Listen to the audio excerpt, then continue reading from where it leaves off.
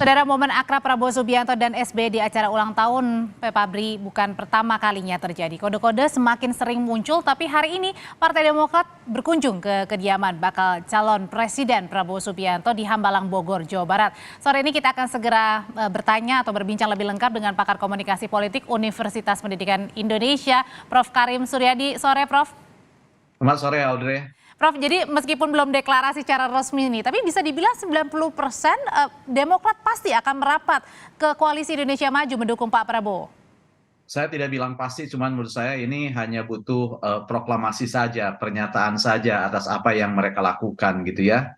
Dari kedekatan-kedekatan sudah perlihatkan, kemudian simbol-simbol yang sudah ditunjukkan. Dan kalau kita baca baik secara psikologis, secara historis, memang sepertinya cinta lama bersemi kembali antara Demokrat dan Partai Gerindra ini atau dengan kekuatan yang dibentuk oleh Prabowo Subianto itu akan terjadi. Dan dalam politik ada dalil yang menyatakan bahwa politisi itu lebih didorong oleh ketakutan ketimbang mengejar apa yang dia mau. Ketakutan itu apa? Ketakutan untuk tidak diterima atau misalnya bergabung dengan koalisi sebelah tetapi menimbulkan emosional yang kurang bagus gitu ya. Sebab Maksudnya kita koalisi tahu Ganjar bahwa ini. Ya, sebab kita tahu bahwa sekarang pilihannya hanya akan dua kan, apakah akan bergabung dengan salah satu atau tidak. Tapi juga partai ini kan punya pengalaman selain mendukung, selain masuk ke dalam koalisi, bisa juga hanya mendukung seperti dalam pemilu 2014 kalau tidak salah dia mendukung koalisi Prabowo tapi tidak menjadi anggota koalisi. Tapi sepertinya untuk pemilu 2004 ini Demokrat akan tegas kali ini masuk menjadi anggota koalisi. Hanya tinggal pertanyaannya, kalau sekedar ingin menjadi anggota koalisi menurut saya ke kubu manapun tidak akan susah. Yang agak susah ketika dia memasang target menawarkan ketua umumnya menjadi calon wakil presiden, ini akan agak susah. Kenapa? Karena di sana sudah banyak deal-deal terjadi, banyak juga kompetitor, masing-masing partai bawa calon wakil presiden, bakal calon wakil presiden dengan pengalaman, keterlibatan, mengelola negara, jabatan sipil yang begitu mentereng. Jadi menurut saya kalau sekedar untuk menjadi anggota koalisi dengan power sharing di luar mendapatkan calon wakil presiden itu akan bagus, akan banyak dan akan mudah. Dan itu yang harus dilakukan oleh Partai Demokrat gitu ya. Selain dia move on dari koalisi sebelumnya juga harus move on dengan Tapi Prof, target pemilih 2024 begitu ya. Prof, tapi ketika Pak SBY yang datang langsung menemui baca pres ya Ketua Umum Partai Gerindra, Pak SBY ini juga adalah presiden begitu ya. Apakah ini artinya menurunkan target ya atau mungkin ya lebih baik merapat seperti kata Prof bilang daripada tidak sama sekali? Ya, menurut saya ini bukan menurunkan tapi menegaskan gitu ya, Oke. menegaskan maksud. Kan kayak dua orang pemuda dan gadis sudah saling mengenal, kemudian mereka berencana menikah.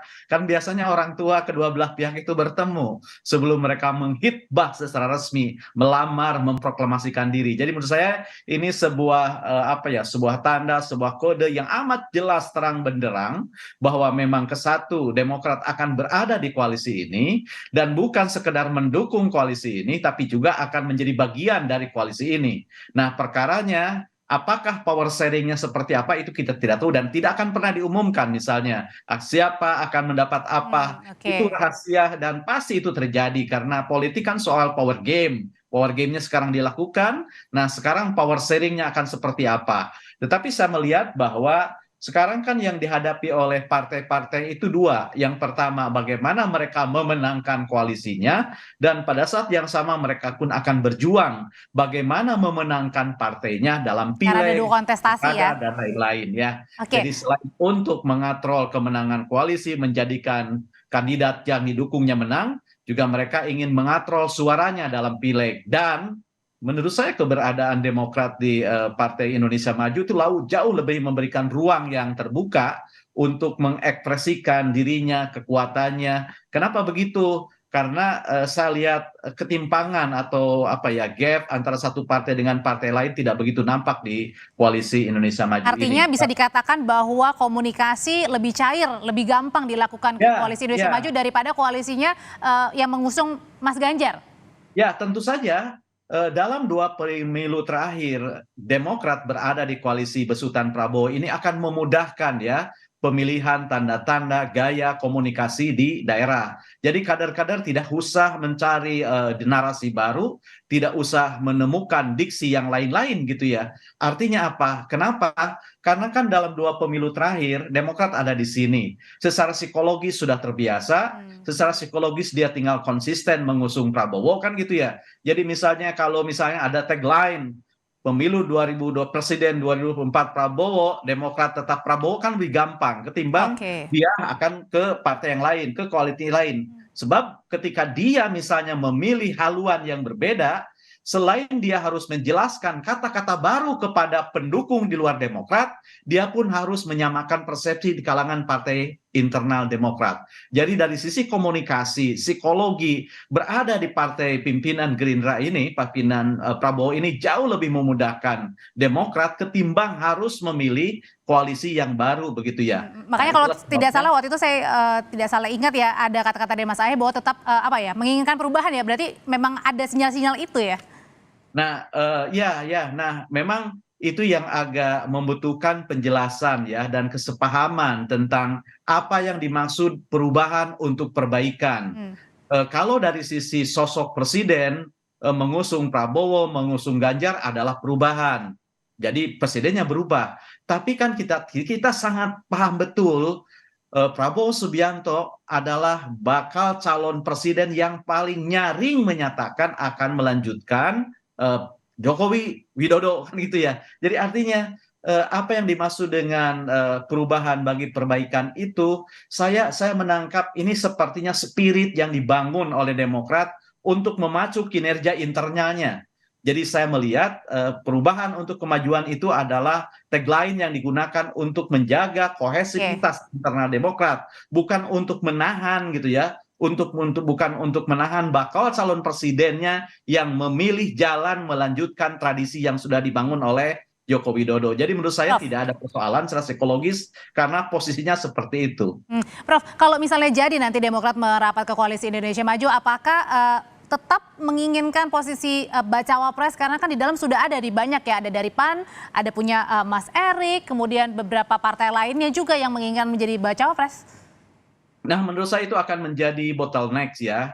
Dan saya melihat pengalaman misalnya di ghostingnya Demokrat oleh koalisi perubahan gitu ya.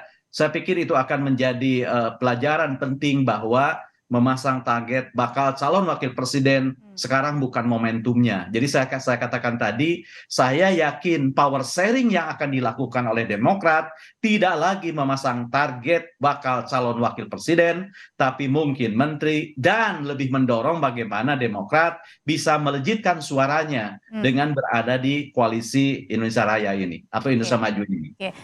Dengan kemudian nanti kalau jadi Demokrat merapat ke Koalisi Indonesia Maju, bagaimana dengan PDI Perjuangan? Bagaimana dengan waktu itu pertemuan yang penjajakan juga komunikasi yang intens dilakukan oleh anak-anak, ada dari Mas Ahaye dan juga Mbak Puan?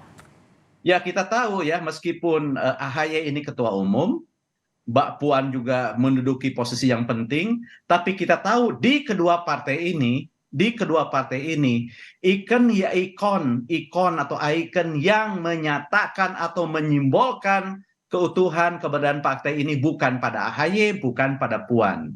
Kalau sudah ketua tim Dewan Pembina Tingginya ke SBY turun, ya ketemu dengan Mega baru saya percaya akan ada sesuatu begitu ya. Seperti halnya sekarang kita lihat misalnya kalau SBY sudah turun dengan atau tanpa AHY, menurut saya itu sudah terang benderang maksud yang sesungguhnya. Sign kuat ya. Ya, sebab dalam tradisi partai seperti ini, di mana misalnya ketua pembina itu dinisbatkan sebagai ikon tertinggi, sesungguhnya tanpa kata-kata pun sudah jelas gitu ya. Oke. Maksudnya sudah bisa dibaca gitu. Karena apa? Karena saya tidak yakin AHY akan bisa berbeda dengan bapaknya, dengan ketua dewan pembinanya dan lain-lain. Ini menegaskan bahwa ya pertemuan antara ketua umum AHY itu hanya ya bunga-bunga saja gitu ya. Sebab apa? Sebab kata akhirnya akan ada di ketua tim pembina gitu ya, ketua dewan pembina. Dan termasuk juga sore ini kita nantikan ya apakah ada deklarasi Demokrat merapat ke Koalisi Indonesia Maju. Itu tentu saja karena bagaimanapun kan koalisi itu koalisi biasanya begini dalam kalau kita melihat sejarah koalisi di negara lain ya, bagi partai-partai yang tidak menjadi Baik, ketua koalisi maka bergabung dengan koalisi yang oke. diprediksi akan memenangkan pemilihan itu akan menjadi magnet ketimbang bergabung dengan partai koalisi lain yang kemenangannya Baik, masih dipertanyakan. Jadi peluang koalisi mana yang akan memenangkan kontestasi itu akan menjadi penentu kepada partai koalisi mana sebuah partai akan baik. berlabuh. Ya. Oke, Prof. Karim Suryadi, terima kasih untuk pandangannya berbagi di sore ini Kompas Petang. Sehat selalu, Prof.